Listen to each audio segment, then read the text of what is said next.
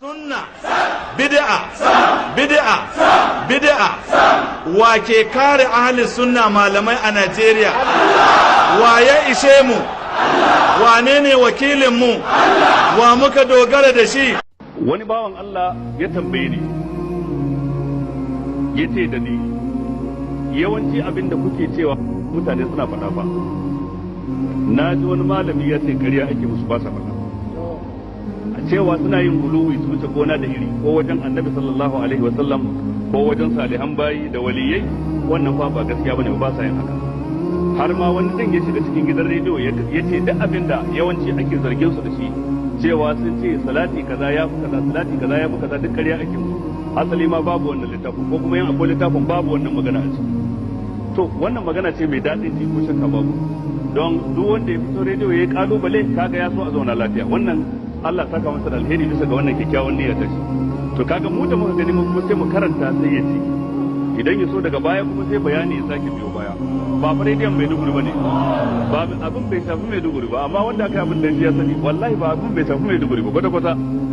amma na san cewa yadda ake sa karatun nan anan haka ake sawa a can din inda aka faɗi waccan magana sai ce wa amma fadlu salatul fatih lima ublik amma kaga falalan salatul fatih faqad sami'tu shaykhana radiyallahu anhu wal naji shehun mu wato shi mai wannan littafin shine Aliyu Harazimi yace naji shehun mu yana nufin Shehu Ahmad Tijani ya kulo yana cewa kuntu mustaqilan bi zikri salatul fatih da can na shigalta da zikirin salatul fatih shi kadai kawai nake yi hina raja'tu min al-hajj lokacin da na dawo daga aikin haji ila Talmasan zuwa garin Talmasan lima ra'aytu min fadliha saboda abinda na gani na falalatta sai dai da kowane zikiri sai ita wa huwa in ko kana son ka san falalatta ta wa huwa anna al-marrata al-wahidata wato salatul fatih so daya bi mi'ati alf salatin tana daidai da salati 600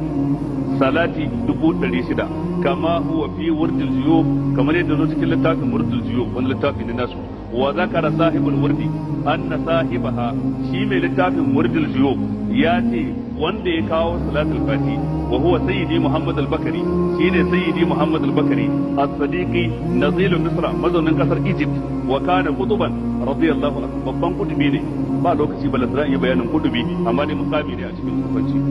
qala yace inna man zakaraha marratan wa lam yadkhul al-janna dukkan wanda ya taba karanta wannan salati ko da sau daya amma bai shiga aljanna ba wal yaqbidu sahibaha inda Allah yaje ya ci kwalar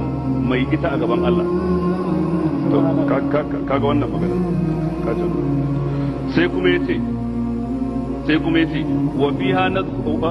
yayi ta bayani ne dogo mai tsawo a ciki sai kuma nan gaba sai yazo yace to sai aka zo aka bani fadalan wani salati sai na daina ta summa amarni bir rujui sallallahu alaihi wasallam ila salatul fatih sai manzon Allah ya zo da kansa inda Shehu Tijani yace da dai ko ma ka ci gaba da karanta salatul fatih lima umrika falamma amarni bir rujui ilaiha yayin da ya umarni din kuma in ci gaba da karantawa sa'altu sai na tambaye shi an fadliha me falalanta akhbarani awwalan yace farko dai ya kamata ka sani bi annal marratal wahida kashi daya karo daya kawai idan ka karanta salatul fati ta adilu min alqur'ani 6 marrat tana daidai da saukan alqur'ani su 6 thumma akhbarani thaniyan a karo na biyu kuma ya sake bani labarin cewa annal marratal wahidata ta'dilu min kulli tasbihin waqa'a fil kauni tana daidai da dukkan wani tasbihi da ya taɓa faruwa a sararin duniya kulli zikirin tana daidai da dukkan wani zikiri da ya taɓa faruwa wa min kulli du'ain tana daidai da dukkan wata addu'a da ta taɓa faruwa kabirin aw sagirin babbar addu'a ko karama wa min alqur'ani kuma tana daidai da alqur'ani 6000 marra har su 6000 li'annahu min al-azkari dan shi din ma ayyana cikin zikirai wa min jumlatil adiyati addu'a usayfi kuma yana daga cikin addu'o'i din ma da islatul fatiha fi su addu'a usayfi wani addu'a da ake kira addu'a usayfi shi ko addu'a usayfi fa fil marratil wahidati minhu so dai kawai da mutum yayi yana da sawabu sawmi ramadana azumin watan ramadana gaba ɗaya yana da ladansa wa qiyamul lailatul qadri da daren lailatul qadri idan an yi qiyamul layli wa kaza wa kaza wa kaza zuwa kaza to wannan magana wato najira din da wancan malami yace babu ita ni kuma shi yasa da na dauko littafin dai in tabbatar akwai ta kaga ni jawahirul bahani kenan to saboda ɗaya daga cikin biyu ne dan kila idan yana tsammanin babu ita to yanzu kuma sai aka ce gashi akwai ta sai je duba to kila zai canja matsayi dangane da matsayin sanada ko ba haka ba idan kuma yace babu ita jama'a suka ji to sai a dauka ƙarya aka yi musu to amma ga littafin Jawahirul Ma'ani na Aliyu Harazimi almajirin Shehu Tijani da haka aka samu da yawa daga cikin Tijaniya wadansu ba sai da wannan magana ba. Akwai babban malamin su a nan garin yayi rubutu ya ce wannan ba magana ba ce san tatsuniya ce ba daidai bane da sauransu shi yasa wadansu malamai akan suke jin haushin sa. To wannan yana ɗaya daga cikin abin da tarihi zai haddace masa na jarunta da yi ko shakka babu a ce an kawo wani ba ce ya fa alqur'ani duk wato haddan alqur'anin da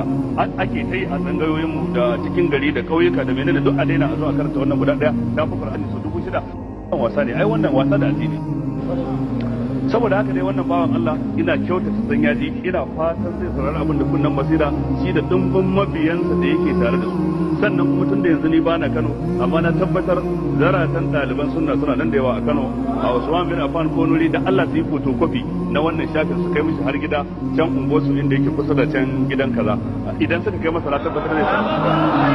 ina ga baka sosai da su zai taimaka kwarai da gaske.